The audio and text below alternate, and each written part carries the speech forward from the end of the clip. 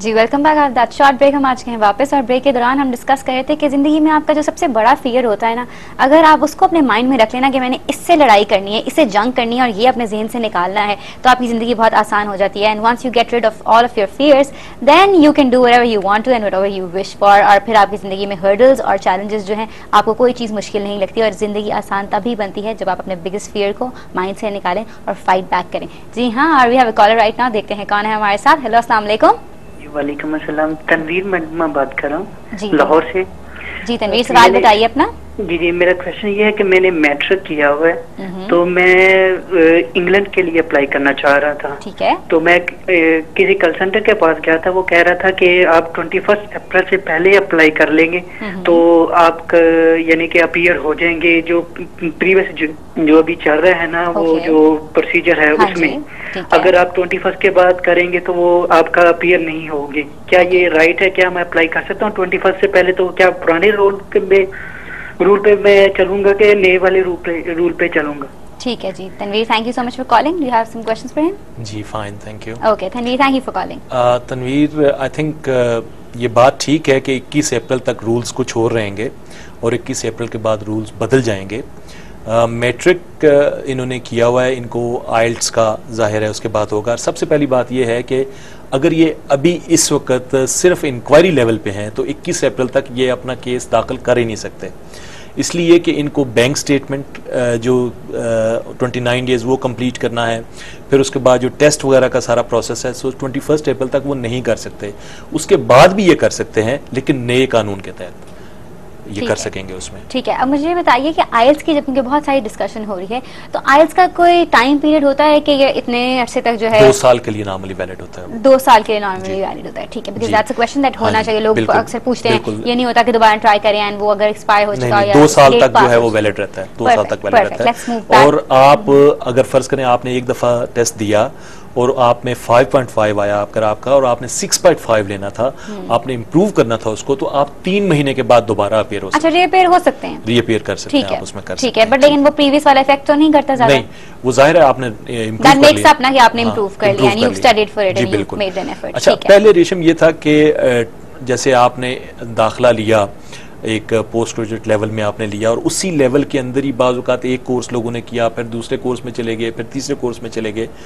अब ऐसा नहीं होगा। अच्छा, अब ये होगा कि 3 साल आप मैक्सिमम स्टे कर सकते हैं लेवल 3 से लेवल 5 में। अच्छा, और उसके बाद मैक्सिमम 5 साल लेवल 6 से 7 में कर सकते हैं। ठीक है। यानी ये भी उन लोगों का रास्ता बंद किया गया कि जो स्टूडेंट वीजा को इस्तेमाल करते थे जस्ट वहां पर रहने के लिए, और वो अब ये ऐसा नहीं कर पाएंगे। आप सर्टन लेवल 5 तक जो है आप 3 साल तक कर सकते हैं। अगर आपने उसके बाद वहां पे रहना है तो आपको लेवल 6 में होना चाहिए, और फिर ये भी आप 5 साल तक कर सकते हैं। दैट शोस कि कैसे कंट्रीज जो हैं अपनी पॉलिसीज स्ट्रिक्ट इसलिए कर रही हैं ताकि उनके कंट्री में लॉ एंड ऑर्डर को फॉलो किया जाए और एट पार रखना जरूरी है। जाहिर है कि मतलब उन्होंने इकोनॉमी को भी एस्टैब्लिश रखना है, तो ये सारी चीजें जहां रूल्स एंड रेगुलेशंस फॉलो नहीं किया जाते वहां डिसऑर्डर और केओस हो जाता है। एंड कोई कंट्री के जो लोग हैं, the people who running the state, they wouldn't want that कि उनकी कंट्री में डिसऑर्डर आए। एंड मेरे ख्याल में दिस इज वेरी राइट कि हम भी उन चीज़ों को फॉलो करें, उन चीज़ों को माइंड में रखें और हम भी सही तरीके से जिस कंट्री में जाना चाहते हैं जाएं, बिकॉज हम अपने पाकिस्तान का जो नाम है वो खराब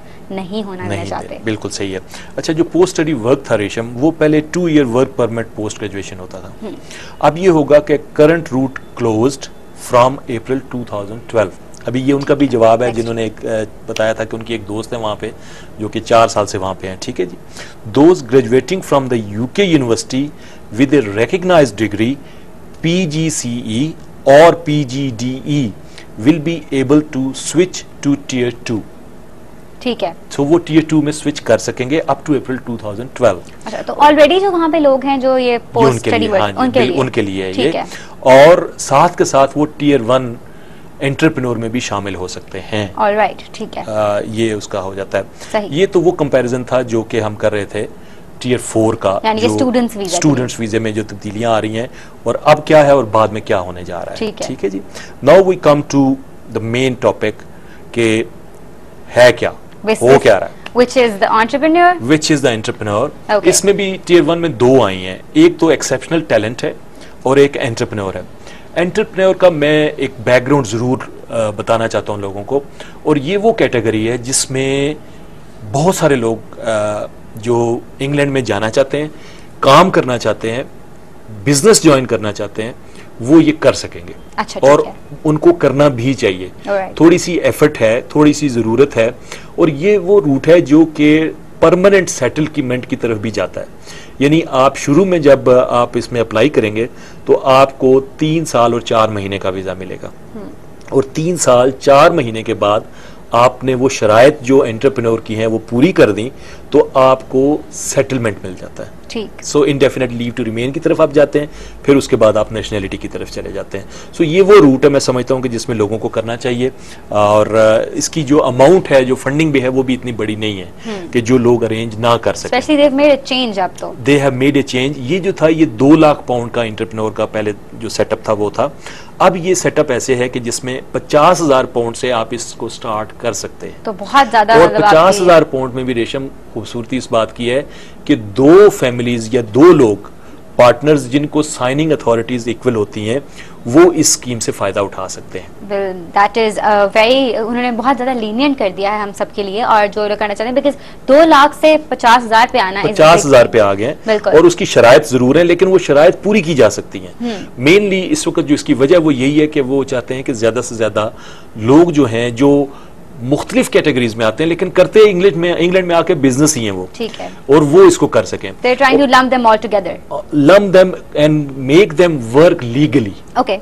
Make them work legally and basically contribute to the economy as well. ठीक है, which is very important। कहीं भी जब जाते हैं तो आपको वहाँ के लिए काम करना इसीलिए आप कर रहे होते हैं ताकि उनका जो है जीडीपी भी सही रहे, और जो रिसेशन है उसमें हम लोगों ने हेल्प भी करनी है डिफरेंट कंट्रीज में जाके। सो देखते हैं हमारे साथ एक कॉलर है, कौन है और क्या कहना चाहते हैं। हेलो, अस्सलाम वालेकुम। वालेकुम सलाम जी, कौन बोल रहे हैं, कहाँ से? जी इब्राहिम बात कर रहा हूँ लाहौर से। जी इब्राहिम, लास्ट टाइम भी कॉल की थी, मैंने क्वेश्चन जो किया था उसका आंसर रिमेनिंग है अभी भी। मैंने पूछा था कि क्या एम्बेसी वाले फेक रिफ्यूजल भी लगाते हैं, या क्योंकि मेरा केस कम्प्लीटली जेन्युइन है, हर एक चीज जो है वो जेन्युइन है, तो क्या इसमें क्या वो फेक ऑब्जेक्शन भी रेज कर सकते हैं, या वो कम्प्लीटली जो यानी कि वैलिड है उसको वीजा देते हैं और जो वैलिड नहीं है उसको वो रिजेक्ट करते हैं?